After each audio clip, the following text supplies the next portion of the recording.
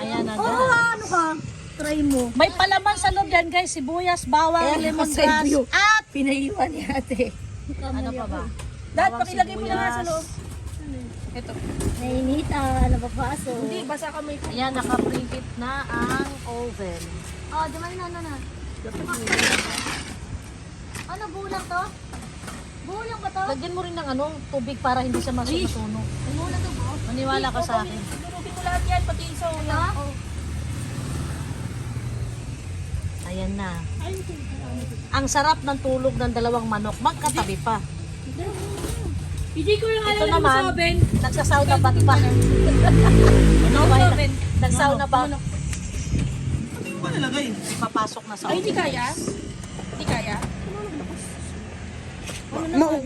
Sige. Hawakan mo ako maglagay. Hawakan mo. Hawakan mo. Huwag mo igalaw ah.